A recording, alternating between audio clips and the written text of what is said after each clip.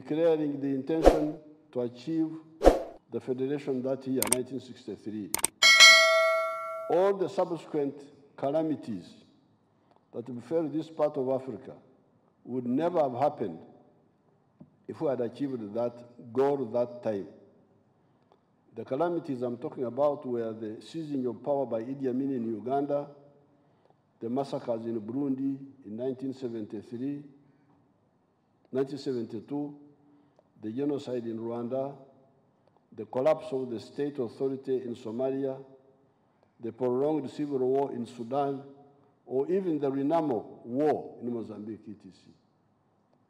There was no way Idi Amin could seize power here if we had an East African government. It couldn't happen. But the fragmentation, the pseudo-sovereignty, you can imagine when Amin grabbed the power here, Africans who wanted to oppose him could not do it easily because they were being told, Uganda is independent, Uganda is independent.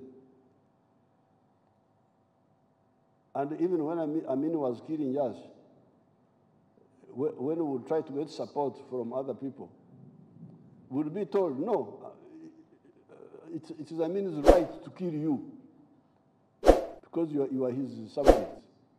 You are his subjects. So that missed opportunity was a big setback.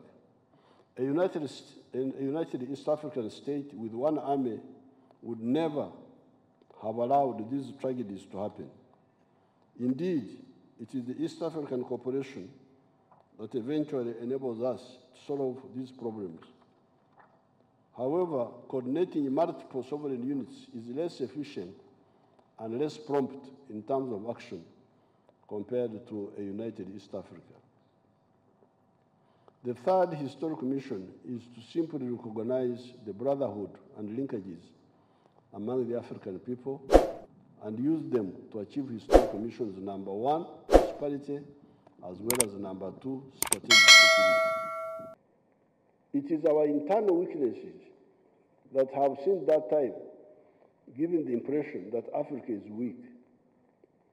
NRM has correct philosophical, private sector-led efforts, ideological, the politics of interest and not identity, and sectarianism, and strategic wealth creators and integration to create markets for their products positions.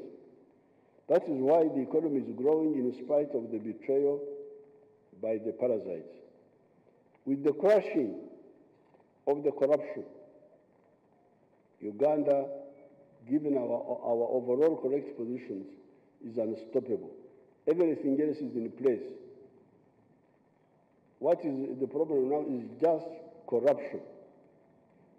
In the budget speech, I will add some more information on this slide, saying that everything else is in place now.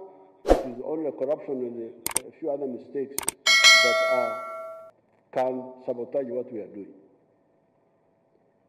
Therefore, the Right Honourable Speaker, I thank the Parliament for the following laws you passed since my State of the Nation address. Those laws are put in Annex 1. I put it as Annex 1 in this speech. In the coming year, the Executive will present the following bills to Parliament for enactment into law. I attached them as Annex 2. They will be attached to the speech.